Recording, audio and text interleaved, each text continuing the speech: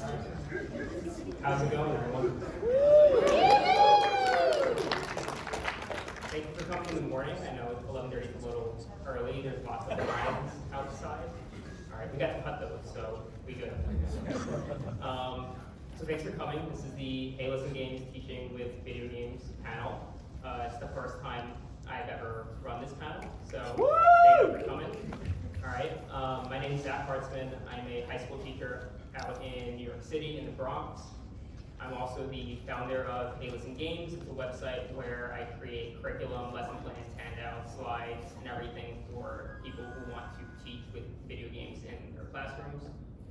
And I brought 5 of my students, my high school students here today to talk about their experiences learning with games. So let's go down the line and tell them who you guys are.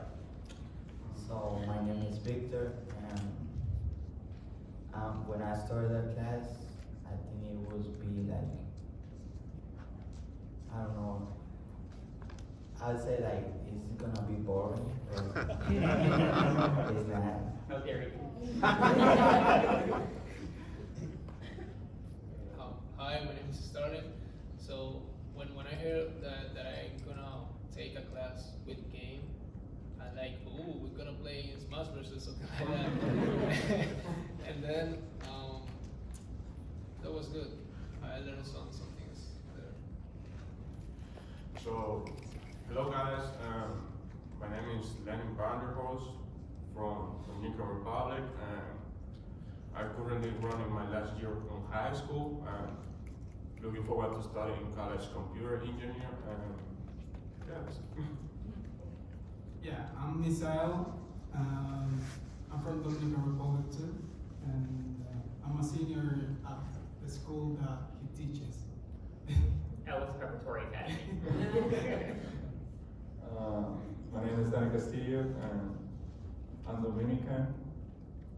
And here about learning from games. Was excited to be in that class. I know that many people will think that they will be ridiculous or something, so I believe that let's see what happens in this class. So I should note the school that we're at is an international high school in New York City, so the entire student population are newly arrived immigrants, and English is not their native language. So we just give a round of applause to these guys.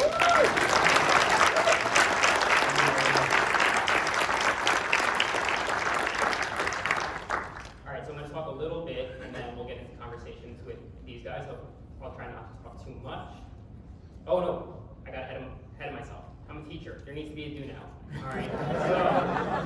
So again, tell me, right? And this is not about education. Just tell me, why do you guys play video games?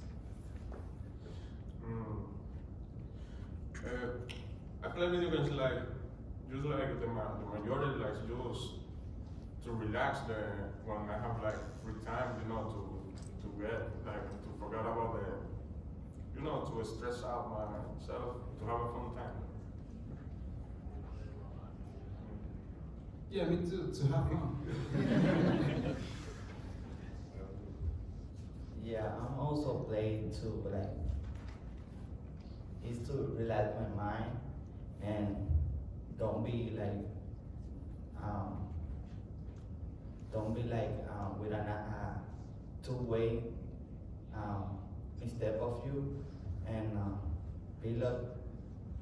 just relax and play and to get fun. Okay, so to me, it's like to distract my mind, to have fun. So it's like when I play games, I feel comfortable because when sorry, when I'm playing some things online and with my friends and things like that, I feel good. So it's gonna distract my mind in all of the cases. I play video game because for me, play video games is like being happy. From child, I have a strong belief that play video games will change the world one time. All right. So. I don't think a break They know. I know. Thank you, though. All right. So I've been using video games over the past couple of years. I'm just going to go through kind of a couple of examples, right? So here you can see some of these guys in this picture.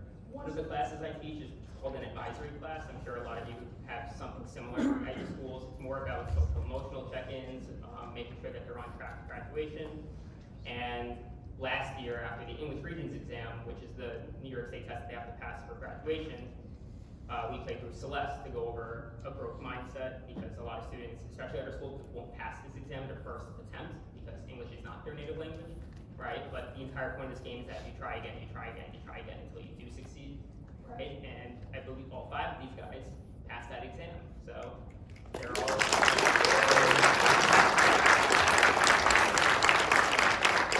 Finally.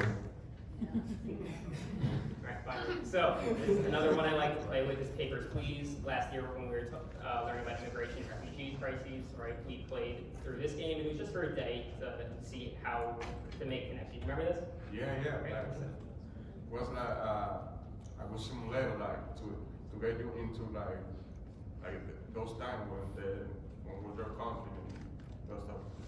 right? And we were making connections to it today. All right.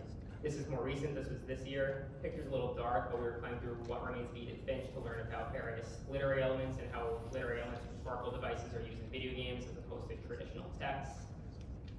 And then, I know this is not a video game, but you know, we're at PAX, I don't discriminate, but we played Monopoly to learn about different economic systems, where we changed the rules, whether based on we were playing capitalism, socialism, or communism, right? And this was a blast. This was, I think, the most fun week.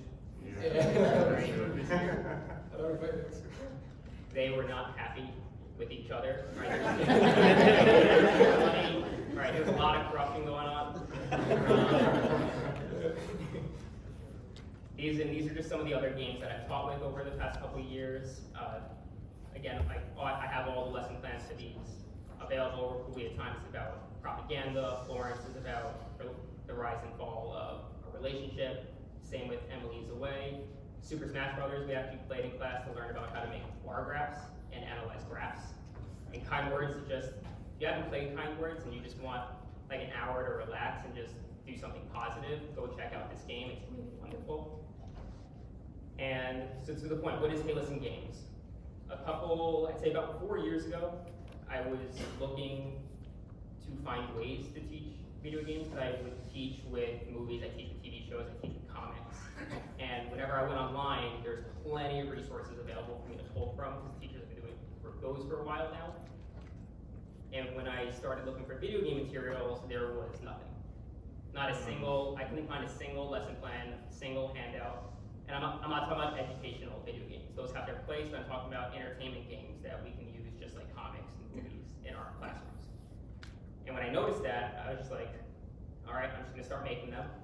And I started making them myself, especially because when you go to your principal or your administration and say that you want to teach a video game, they're gonna be like, okay, show me the lesson plan, show me the outcome, show me the standards, what are the lesson objectives, right? So there's a lot that you have to put forward, right, to gain that trust. So I started making them.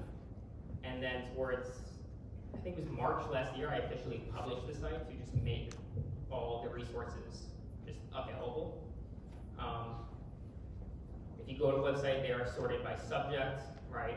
Social studies, the 3 more fleshed out content areas for me would be social studies, English language arts, and social emotional health, because that's what I teach. I have a couple lessons on science, but nothing really on math, because I don't teach that. I'm just not comfortable making lessons in that capacity. And these are some of the examples for social studies, right? A lot of history games. And then whenever I do put a new lesson up, I'll write a blog post providing my full rationale for why I chose this game and why you can use this in your school. And then when I actually teach with a game, I'll debrief how it went and what I might change in future lessons. But then to the point of this class, so at my school, I usually teach social studies. But at the end of last year, I really wanted to use full video games. Often when I teach a game, I'll use a section of it or a part of it for a limited amount of time. But I saw how much these guys like video games. I wanted to actually take the time and play through full games so that they can have the experience analyzing them. And in an educational setting. So I went to my principal and I came up with the idea of teaching an elective ELA class that meets 3 times a week, using the 2 video games Gone Home and What Remains of Edith Finch. Alright, we call it walking simulators since that's the genre of video games. And the idea was that they were going to play through these games and analyze how the developers use various literary elements, rhetorical devices, because that's one of the essays that they need to write for the New York State English Regents exam.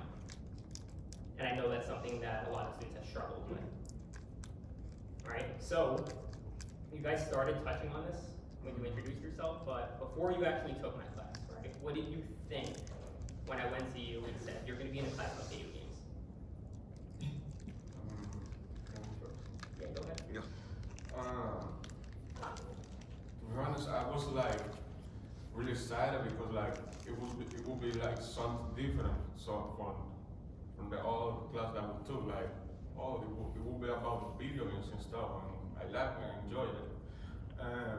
I would like curious also because like I would like to know like how Mr. Sabu will use games to teach us. So, I believe that before that class, I believe that just a couple of people will enjoy, not everyone. And many people will get bored, and I figured out that was not true. Why do you think that? Because, like, we are in different culture, and people been through for many different things, and I know that there were people over there, like, there wasn't a student that said that when Mr. Zach asked her about playing video game before, she said like, this is a waste of time for boys. And then I said like, that's not true. And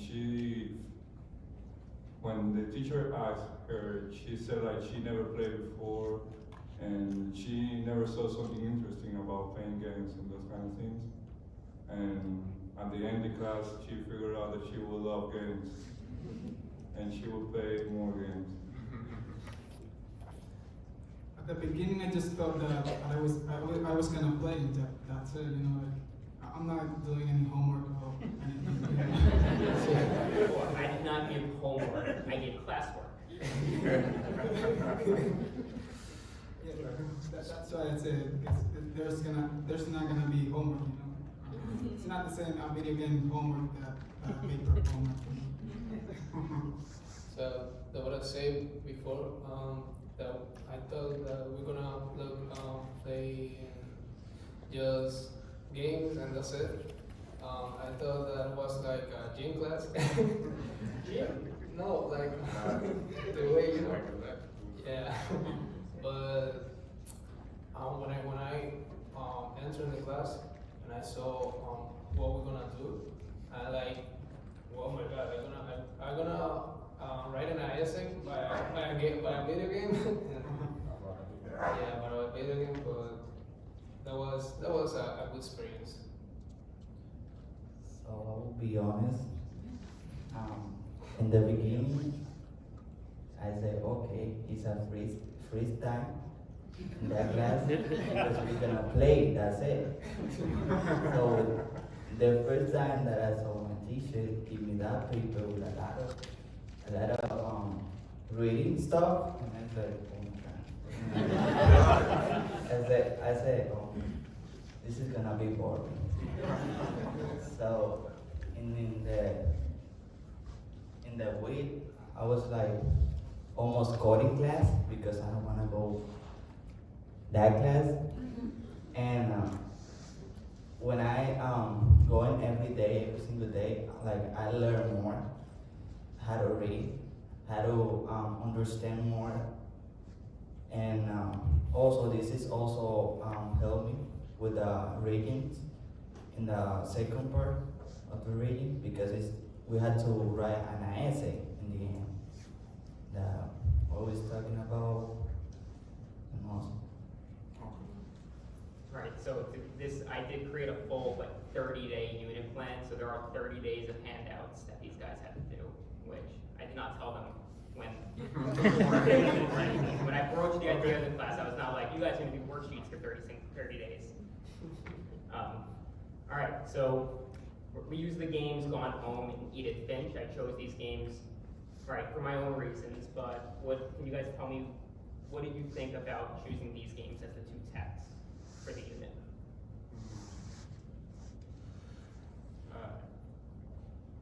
Go home, like, for me, go home is what a very like interest in like a unique game, because like you know that you are like in a big mansion and you got to collect like pages all around the house and to discover what happened with your family and that, and it touches like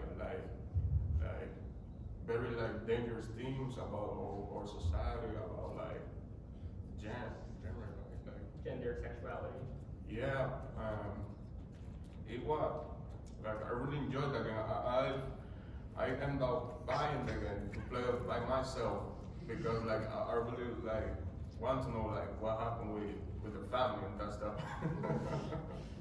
Not the only couple of them actually would buy the game, finish the game before we finished in class. Yeah. They didn't want to wait over 3 weeks to finish one game. For me, playing those games was like see like what people view, because it was a first-person game, and you can like see in different perspective about what people are being through and problems that are in the society, like Come Home, when the discrimination against gender, and also how you have to keep like the tradition of the family, that when one of the characters have to follow like go to the army because everyone in his family is going to the army, and she don't want that, and she leaves the house and escape. Like you can, in being first person play those games, you can feel that emotions. Yeah, how like the character is feeling about that, you know. For me, it was really interesting because it was the first games that I played that were like the main characters were females, you know. That's why it was very interesting to me. Can you tell a little bit more about that? I mean, But like- first, what's your experience with video games in general, before these games? What type of games do you play? I mean, like video games about fighting and stuff and running, you know, all this kind of stuff, but never was like female characters, you know, like the main characters. So going home to me, I put this game pushed me to use my 100% of English. Yeah. And because you need to understand what happened in the history. When you write like a paper, and you need to find clues and some things like that. And how can I say?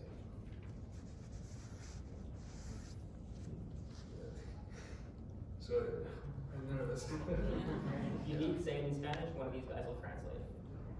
It's okay, I'll finish. Like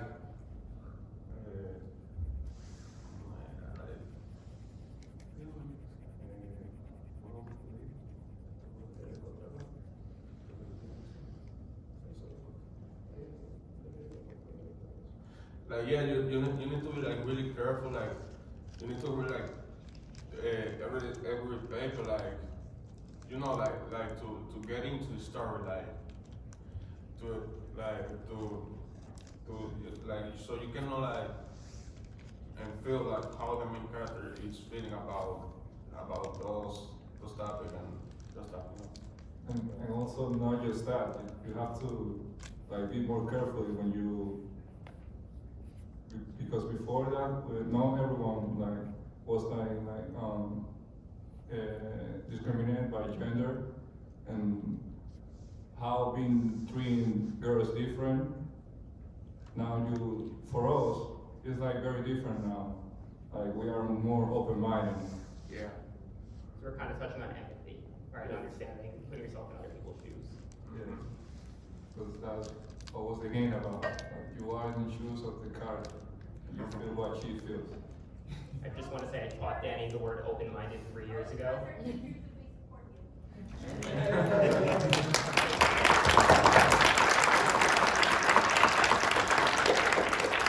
just want to say I taught Danny the word open-minded 3 years ago, so I'm just. For me, go home and edit things. I will put those games in like a balance. I will put like go home like this, and so go home is in the bottom and edit is in top. Because when I didn't play go home, but I played didn't fit edit fit. Go home is actually like walking and listen and reading and seeing glue what's gonna happen with the family because both stories talking about families. So in editing things I like more because I was like feeling and when I play they in different for different person in the family. When you play you have in a flashback what happened with that person and this is more interesting because you see like how this person died and what is gonna happen next. Yeah, the way that they told you about the members of the family is like it's amazing. I never saw a game like that. You know, like they talk about like and every single one is different. Like incoming, hallucination, flashback, and also in one dimension, everything's like you interact more around you, like your surroundings and just like yeah. So you're happy we didn't just play Super Smash Brothers. Alright, so something I do want to touch on, since a couple of the guys here have been talking about how some of the girls in my class had never played games before. Alright, when I created the class, it's very intentional that it's half male, half female. Unfortunately, because we were staying in a hotel and I'm the only chaperone, I was only able to bring 5 of my boys with me, but the class is very evenly split amongst gender. So hopefully in the future, if I do have female chaperones, it'll be a little more diverse than it is, but just something to note. All right, so I assume there's a lot of teachers here. Can you raise your hand if you're a teacher? Librarian or any type of educator? All right, cool. Do you have any student in particular who's like really intelligent, but just a huge pain in the ass? Like just really like you want to kill them sometimes. All right, who am I talking about here? Kid, all right, this kid. So I started in 9th and 10th grade, and now I teach 11th and 12th grade. So I've had Danny and Lennon for 4 years now, Misael for 3, Starlin for 2, actually my first year with Victor, right? But I've had him for 4 years, all right? And this kid is really smart, but oh my God, he's so lazy. Right? Every time his mom comes to parent-teacher conference, it's the same conversation, all right? Lucky he got into some really great college programs, so laziness hasn't, nipped him in the ass yet.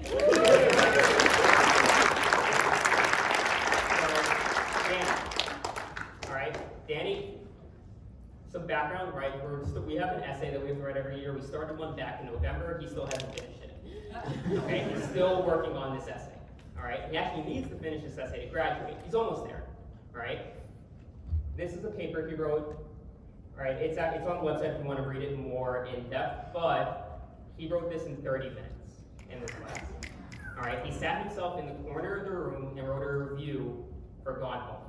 All right, I've never seen him do it before. 4 years. So Danny, why? Why? Oh, by the way, we practiced this beforehand. We did not practice this question. He didn't know I was going to do this. When you are in class and you get bored about like what the teacher is saying, because I'm the person that like more action, not talking. So if I'm not interested on it, I'm kind of okay. This is for the next month. I'm doing the next one. So the things that I like games and that kind of thing, I can do it quickly because I have more comprehension about it. So that's why they're very fast. And also like when I saw Danny like in the corner like really quiet, like I was like shocked. I was like I was like, Danny, is that you though? Like he was running a lot. And this doesn't only need to be a question for Danny, but like, did you guys feel like you wanted to write more, work more because it was video games? Any of you? You can be honest. Yeah, I'm being honest, I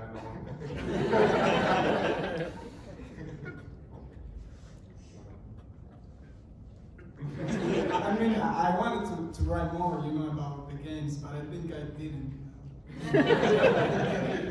Alright, we're almost there. Alright, so the 5 of you are English language learners, right? This is not your native language.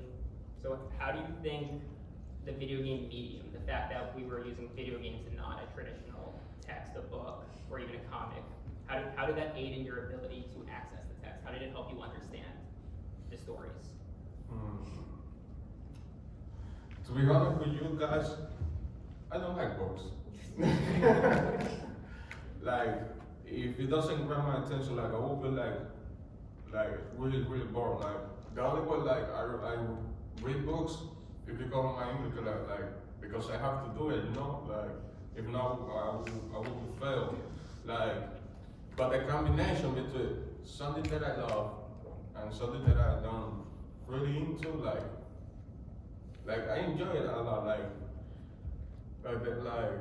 because like you're like you feel like you are in the story because like especially like if the game is on first person, like you get into that, like that's motivating me, like because it's video games, Yeah. So to get in that point, so I actually learn more with video games like this class than reading a book. Because if you read in a book, you only like reading letters, and when you read and see in the video game, you see the action, and also you thinking you think more profound about the game, and you like analyze and see like what was gonna happen. And but in the book, you only read, and then you probably get a little bit of the book, but when you play video game, you get a lot because you see Yeah, that's what a lot of things around. So when I read books, I feel bored because I really don't like books.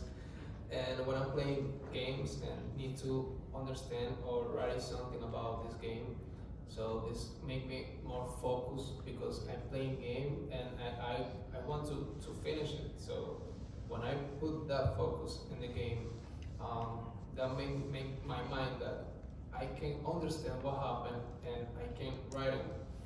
All of the stuff that ask me or need to write it. And yeah. And also, in addition of that, you can also, when you see a video game like that in a book, you can remember when you see.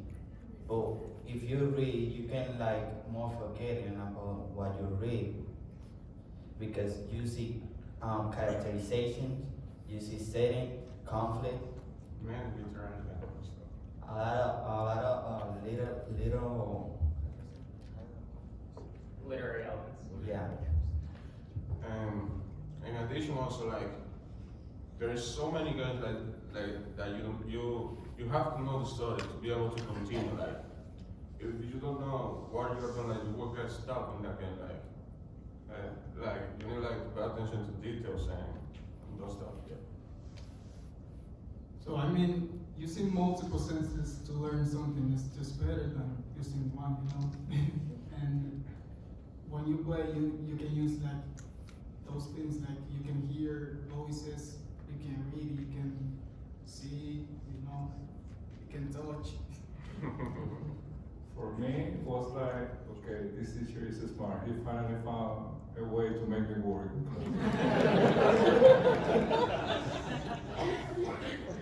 Unfortunately, this is not my economics class.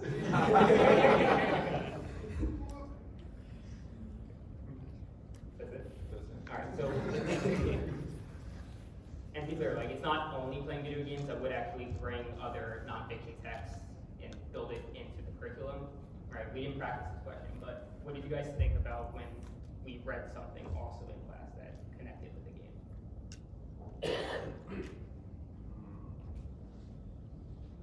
Like something related with different things, right? Like, Yeah, sometimes we read a review from a website, sometimes you remember we read some articles about bullying, we read about an article about a teenage girl coming out for the first time.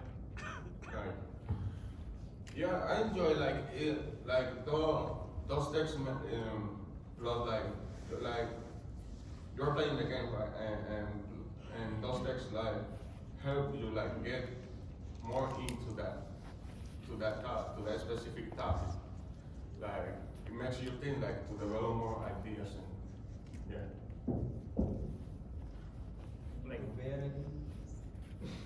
yeah, so remember in Gone Home, the character Lonnie, right? She, as Danny was saying, or Misael, right, was gonna join the military. But this was during the 1990s, during Don't Ask, Don't Tell, when you were not allowed to say that you are a member of the LGBTQ audience, right? So we read something about that. Like, do you think reading those articles in class helped understand the themes or the topics of the game? Yeah, absolutely. So we, as a team, we read it to each other because we understand more, because maybe he have a different perspective, and I have something else, and we can connect, and we can have a big idea. And I think that would help for the video game, because we don't know before, and now like we know the path of her. For me, it was like see other people's view about the game was really helpful to improve in my writing about what is happening in those games.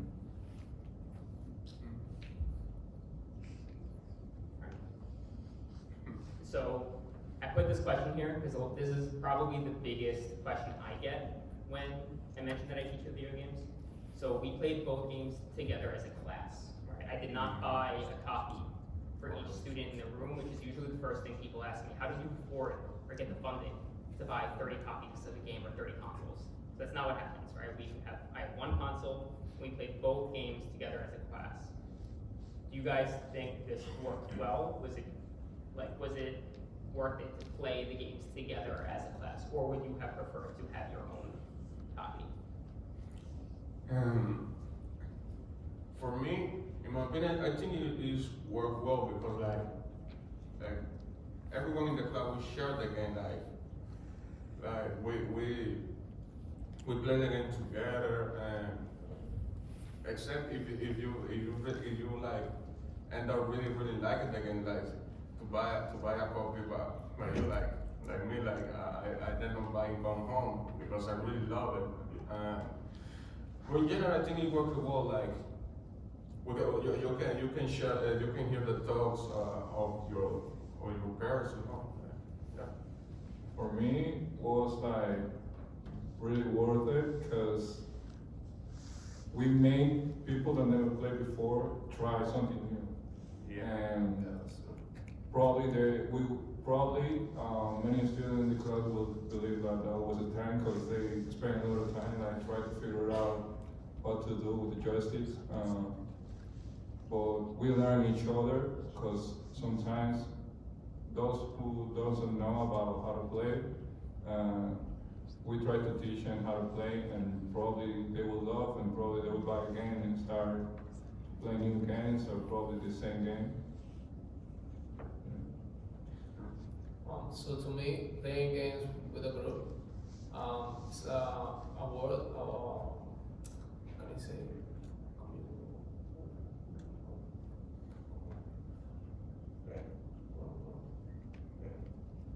Yeah, it's a better way to play in the game because when I, when I lost in some ways, I heard a comment, oh, the clue's in the right, and I like, oh, and then I go to find the clue, and now I can get in the way to continue.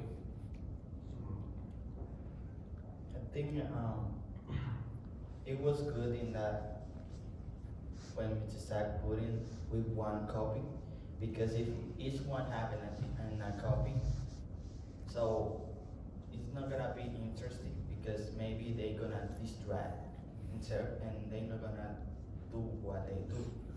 So it's good like that because we are all go together in the same way and try if you don't understand maybe somebody can help you and trying to explain you what happened. If somebody's missed the class, we had a little bit of time to review what happened and then we explain. Yeah, like he said, some people never played before, and they don't know how to play. So if we know, like, if we're playing together, we can teach them, like how to control the controllers. Everyone is like in the same movement, and so except for me, but everyone like it will be like in the same page referring to that game. Yes, it's because in the class we have like a four girl that doesn't play video game in her life, and we teaching how to play, and that's one of the things that one copy is good for everyone. Right, and there are even some boys who haven't played, right? I think in my class now, so this was back in the first trimester. Our school's on a trimester schedule, so now we're in second trimester. You guys know Musa, right? Musa never really held a controller. Really, right? So it's not even just a girl thing, right? There are a couple boys in the class also Yeah. who haven't had the opportunity to play games before. Yeah. All right, so we have a room full of teachers and educators, right? Who clearly have an interest in teaching the video games in some capacity, right? So do you guys have any advice for them? I would say like choose your students wisely, like a student that they have a student that know video games and other have that doesn't know, so the student that knows about video that they can like help them understand it again, like choose like people who are not into games so they can change the way they see the games because like I don't know if well that is changing right now in today's world, but I have a feeling like the majority of people think like games are like just shooting or like a waste of time, that's not true. That is like changing. Like there are so many games that teach so many things to the people. I guess that you should take the risk because you never know if you're a student that is a pain in the ass with work.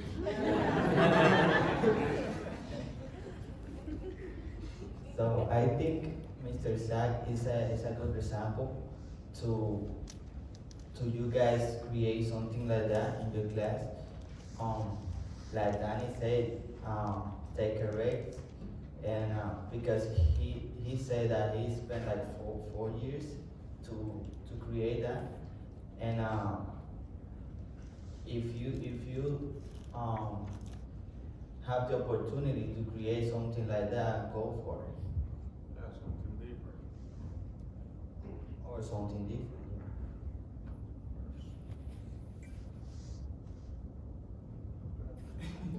I mean, you guys might have some students who are like us, like we prefer to learn via like playing than reading a book, you know, and that makes us like learn better and more efficient.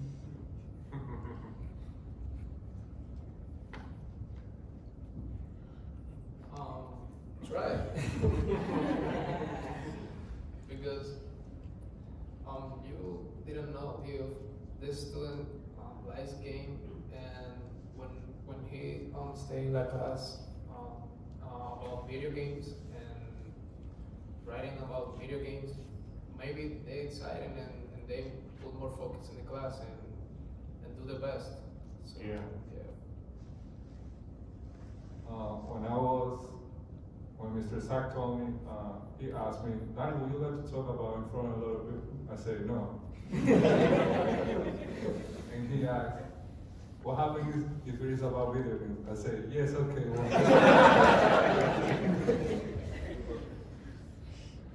All right. So these are ways that you can stay in touch with me, right? The website's heylistengames.org. My email's up there, my Twitter's up there. If you want to follow me on Twitter, don't forget the underscore at the end, because some inactive account for 7 years has had it without the underscore, and I can't get it. Maybe one day. Subscribing to the site is free. It'll shoot you an update whenever I do put a new lesson plan up there. You should know all the materials I put on the site are available for free. I don't charge for it. If you do want to consider supporting or donating, some of them do take me a while to make. That's fine, your choice. I make it free because I know these materials aren't really readily available anywhere, so I don't want to lock that behind some kind of paywall because people think I'm crazy if I'm just selling video game lesson plans. So that link's there for the future. For anyone who's actually taught with games, and this can be video games, board games, it can be one of my lessons, one of your lessons. There is a forum on the site where you can just go and talk about your own experience if you want to share it with others.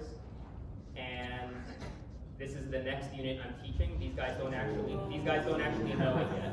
All right, but next semester, next trimester, where I'm doing a different curriculum with only seniors. Starlin, I'm sorry. Next year for you, all right? But we're gonna do a unit on different modalities of storytelling. So we're gonna do Journey as visual storytelling, Tacoma as nonlinear, and Life is Strange 2 as dialogue choices, right? So that's what you guys get to do in March. All right, they didn't know that yet. All right. So I'll leave this here, and then it looks like we got about 15 minutes for questions. If you guys want to come up and ask some questions.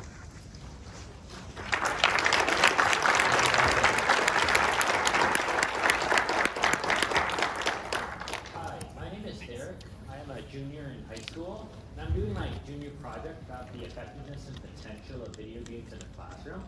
So I had two questions. Okay. The first is if you think that using video games in classroom personally was an effective method of learning.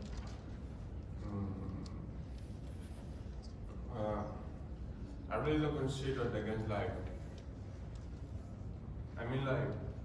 to say if it was affected if it helps you improve, right? Yeah.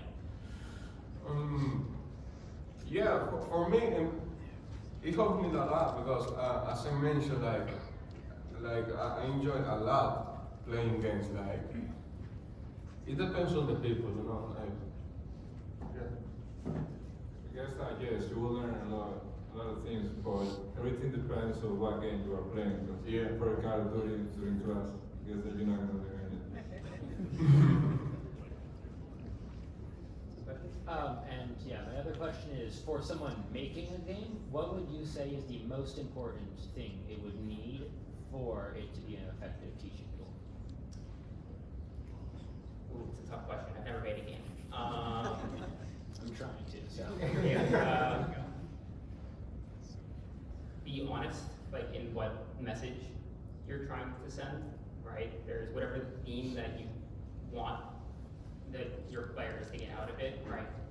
Stick to that, right? Especially Gone Home and Edith Finch both they're very strong thematically, and they go strong with those messages, right? That's pretty accessible to anyone who plays it. I guess accessibility also, right? Make sure that it's accessible to your whole audience. Thank you. First of all, Mr. Islam, question for you though is, when you're doing the game collaboratively in front of the class, do you rotate who's controlling? And then how does the group make decisions about what are you doing with the controller? The way we did it was one student per day, and we rotated boy girl based on the day. So over the course of the unit, everyone got to play probably 2 times. I let them kind of choose. They're a pretty group. They were never really fighting over the controller.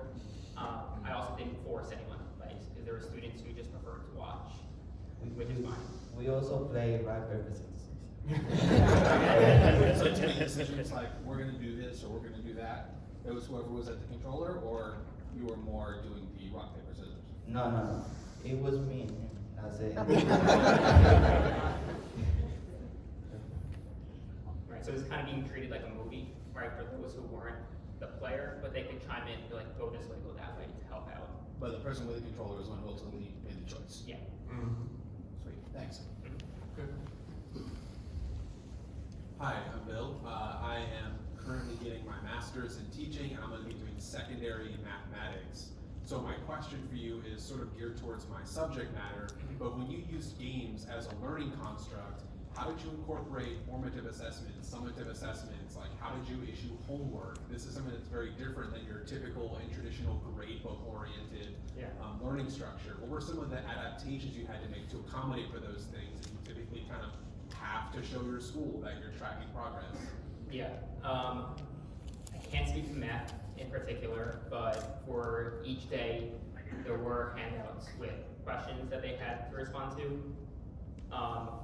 For me in particular, whether or not they write down every answer thoroughly is not my priority, because a student like Danny will not always write, but he will explain everything to me, right? So if it's verbal, then usually it's fine, with the exception of something like this, where I'm asking them to write a review, or at the end, this was in the middle of the unit, at the end of the unit, they actually had to write a Regents standardized essay, which I actually used the rubric from the state test to assess the rubric in terms of summative assessments, right? So before I took big binder, I took it to my administration, I went through the standards, the outcomes, and everything.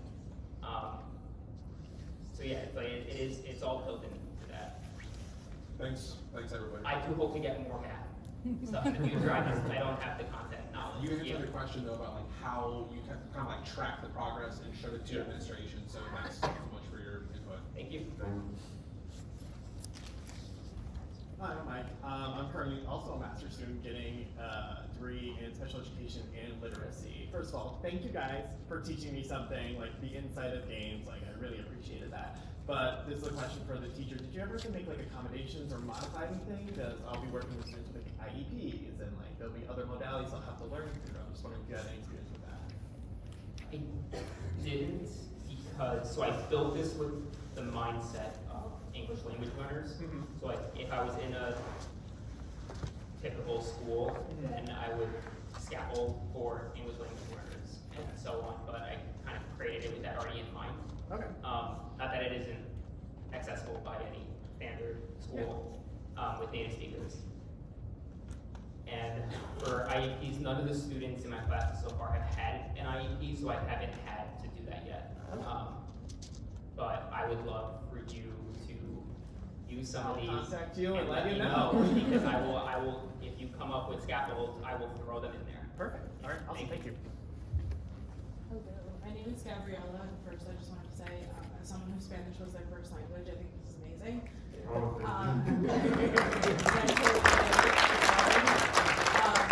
But I wanted to maybe get your perspective as well as your students back to the playing as a team. If budget was not an issue and you could distribute a copy to every student, would you? And how would you feel? Like, would you rather have your own copy or continue playing as a group? For me, it depends on the game. For Edith Finch, I'll play together as a class. For Gone Home, I think I would still play together as a class, but if there was money and time, I would let them go play on their own, because Gone Home has lots and lots and lots of letters and text and newspapers and stuff that you can read, whereas if you're reading that together as a class, the way we kind of did it was it would be projected up and then a student reads out loud to the class, which when there's like a million different documents, it kind of gets dry. after a while, right? But when Lennon bought the game, what did you do? Like the first day that I bought the game, like I immediately like reached the class, you know, like, okay, I'm gonna stop here, so I can go, I can work with the class. But in the next day, I just like, no, I will like continue by myself. Like the game is like, is you read everything fast and explore the how fast, like 3 to 4 hours long. Like it's not too long, but I was like, my curiosity, you know, like, I would like to finish the game quickly. Did you find that you enjoyed that game more playing on your own because you played with a group first? I really enjoy like playing by myself. Like, it was me and my sister. Yeah, my sister was like reading with me that game. Like, she was like saying like, and playing was like. She got into the story also, like, yeah, I really enjoy like playing by myself, honestly. Thank you. Hello, my name is Colby. I'm actually an undergrad for music education, and one thing that like I'm super attracted to is like music in video games. And I was just kind of wondering, from a kind of forming a curriculum standpoint, have you ever like thought about including like the musical elements that are present in video games in the teaching? Like, I haven't for myself, but I've been talking like occasionally with another teacher in North Carolina, I think, who is a music teacher, and she keeps asking me for recommendations for songs that I like. That's kind of as far as I got, because I just haven't found I guess I did when I was teaching tone in mood, it's like the music in the background, but I haven't done like the formal, like melodies and stuff that are found in games. and I guess for all of you guys, would a class, like a music class where you're gonna learn about like the stuff that the music that you're hearing in the video games, would that be something that like you guys would be interested in? Because Of course. because you know, sitting here and you're talking about like, you know, forming unit plan and curriculum around it, like that's a thought that I've actually like spoken to my own professors about, like, hey, would I be able to use video game music in a curriculum? And one of the comments that I've gotten back was like, well, would that really, like, you know, besides the whole national standards bit, you know, would students really find that interesting? You know, finding out that you guys would be interested in that, it's like, hey, I can go back and be like, hey, you know, I just went to a convention and people are interested in this from that standpoint. So thank you very much. This is really cool stuff. Thank you. Hello, I'm Anthony. I'm a freshman student studying English, and one of my hopes is to be a writer someday. And I was curious, what are your criteria for selecting a game for a course like this, in terms of storytelling and whatnot? Usually I stick with shorter games. So a lot of what you'll find me working with are indie games, because they're usually strong narratives, which is also usually both in terms of, especially for my ELA class, right, I need a strong narrative, and it just time-wise, it needs to be, I need to be able to teach it in the time that I have, and when it's a tough question, right, so I play a million games, and right, when I play a game that I think can be taught, so then I'll just start making a lesson plan to see if it works out, and I'll always try and do the backwards design thing, right, I start out, okay, where do I want the students to end up, right, so for like Journey, right, I know I want them to end up explaining whether or not visual storytelling is an effective way to tell a story. In a game that there's no dialogue, there's no subtitles, there's nothing, right? And if I think Journey can do that better than even like a Pixar short, right, then it's worth teaching with, kind of thing, because there's tons of visual storytelling mediums out there, right? So I can't just be teaching a game for the sake of it being a game. It actually needs to stand on its own. Interesting. Thank you very much. Thank you. So I know that you said you had to go and explain to administration with your standards and everything, but how did the different families take it that, oh, they're gonna play video games in class? So I'll be honest on this one. Because, and this is just the nature of where I teach and who I teach, because it's a 100% immigrant population, a lot of them live on their own, and a lot of their parents are working through like just jobs. 2, 3 jobs, whatever, and I haven't had a good conversation with parents. Okay. Not a single one. It's not something that's come up, and whenever, even when, like during parent-teacher conferences, when parents do come in, it's like the nature of the culture and population. They look at me and they're just like, I trust you to do everything you want. I know that. Okay. But yeah, I would just say even if parents do come up with it, right, show them a curriculum and be like, this is not just like We're for not fun. just playing games for fun. Right. Yeah. Okay. Yeah, because I teach at a real small school, and Yeah. we have very involved parents. I know there are a lot of other people on, like if you contact me, I know other teachers, like I know one guy who teaches in Canada at a private school, right? So that might be more in that capacity. So I can put you in contact with people Perfect. who Thank you. might have a better answer. Thank you. Hi, I'm a music education teacher. I'm a freshman. I'm very interested in teaching and all that stuff. I'm very close to the mic right now. I just had a quick question and a comment. One, there's a lot of different literary elements that can be found in literature and a lot of different literary elements that can be found in music. Do you think that there are any literary elements that can be found in video games and are unique to video games? And if so, would you teach that in a classroom?